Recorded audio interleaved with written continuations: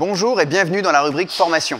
Nous allons parler de technologie de fabrication additive ou autrement dit l'impression 3D. Je suis Florian et je serai accompagné de François en direct du Learning Lab. Nous allons aujourd'hui entrer dans le monde de la pièce sur mesure et plus particulièrement dans le cas de sport extrême. Derrière moi, un cas d'application développé par Fabulous où nous sommes aujourd'hui un tech center basé à Lyon et qui développe des matériaux sur mesure. Ce produit a été développé et conçu pour répondre aux problématiques des athlètes qui sont d'absorber des coups répétés et d'épouser les formes des muscles. Afin de réaliser ces pièces, la technologie SLS a été retenue. Il s'agit d'une technologie d'impression 3D qui fusionne des grains de poudre plastique. Mais dis-moi François, est-ce que tu peux nous en dire plus sur cette technologie ? Alors cette technologie a été inventée en 1997 par la société DTM Corporation, une société américaine, rachetée ensuite par l'un des géants de l'impression 3D qui est 3D Systems.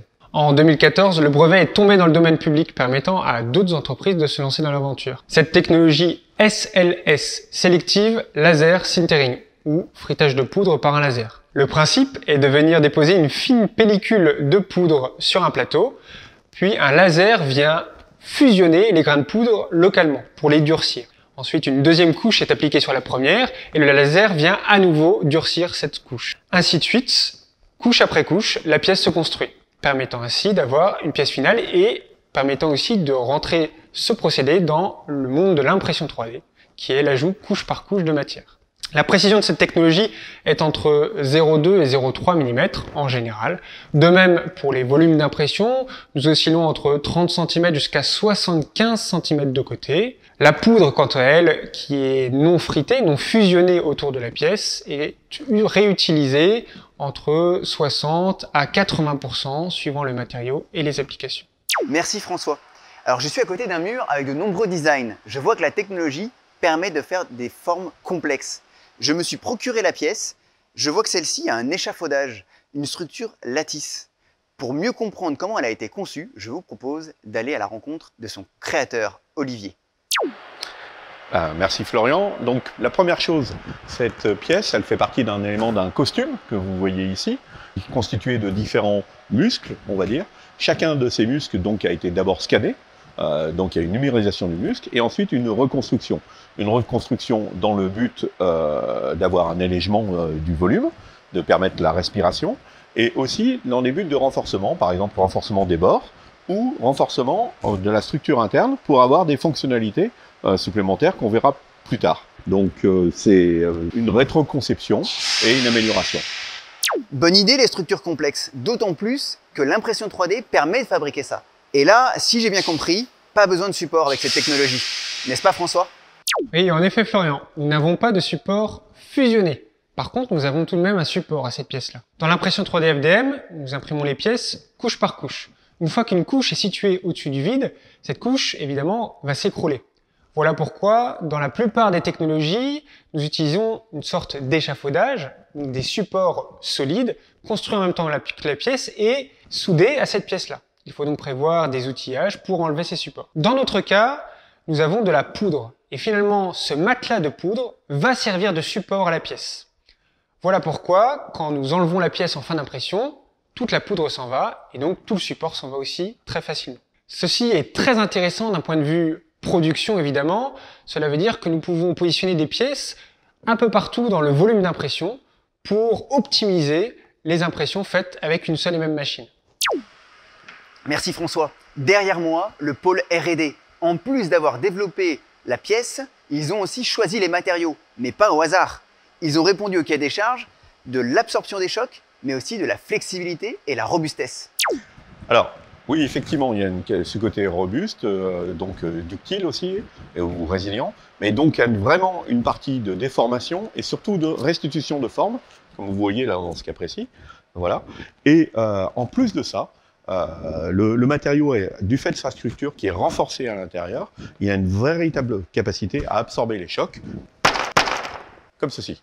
De la couleur, de la résistance, de la flexibilité. Je suis devant la matériothèque, il y a du choix François. Pas encore Florian. L'impression 3D SLS est un domaine possédant encore peu de matériaux. Cependant, de par la liberté de conception et la facilité d'impression des pièces, c'est un domaine en plein boom. De plus en plus de fabricants, de chimistes sont dessus pour créer de nouveaux matériaux. Actuellement, les matériaux basiques les plus utilisés sont à base de nylon, déclinés en PA11 pour plus de souplesse dans les pièces, ou en PA12 pour plus de robustesse. Vous avez aussi le TPU, qui est un matériau souple, ou pour des applications plus techniques, avec des pièces résistant à de fortes contraintes mécaniques ou à des grosses températures, nous avons les matériaux PIC, ou des matériaux composites chargés en billes de verre, en billes d'aluminium, comme l'alumide, ou en fibre de carbone. Je suis devant la machine, on va lancer une production. Je vous propose de rentrer dans les coulisses. Voilà. Donc là, elle travaille toute seule. On va la laisser. Et vous avez toute la capacité de la machine. Donc là, on est parti pour un job d'à peu près 70 000 mètres de haut, assez bien chargé. Donc en plus qu'on a une géométrie qui est répétée de manière 300 fois. Voilà. Donc le volume total de la machine, il est là, 300 000 mètres cubes. Voilà. Donc ici, on va simuler des pièces noyées dans la poudre. Donc l'opération de déballage se résume à passer les pièces et à mettre en route le tamis.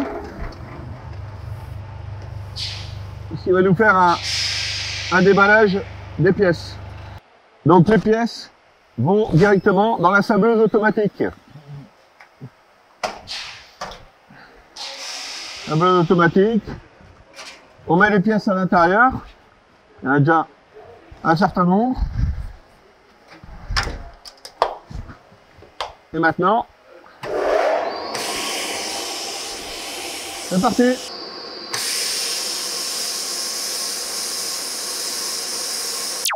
François, il faut vraiment que je mette tout ça?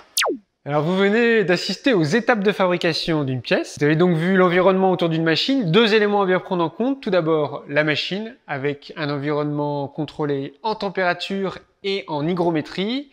Un environnement aussi dédié pour la protéger des autres machines autour et surtout pour éviter la contamination de poudre avec l'environnement de la machine. Enfin, deuxième élément, le côté humain. Contact avec de la poudre. Il faut donc un masque pour éviter l'inhalation, lunettes pour éviter le contact avec la poudre et les yeux, et une blouse pour se protéger. Alors j'espère que comme moi, vous en savez plus sur la technologie SLS. Ce qu'on retiendra, c'est que la technologie permet de produire des pièces fonctionnelles, dites bonne matière, également d'avoir des résistances mécaniques homogènes sur l'ensemble des axes, de pouvoir produire en petite et moyenne série des pièces répétables et de pouvoir aussi produire des designs complexes car nous n'avons pas besoin de support.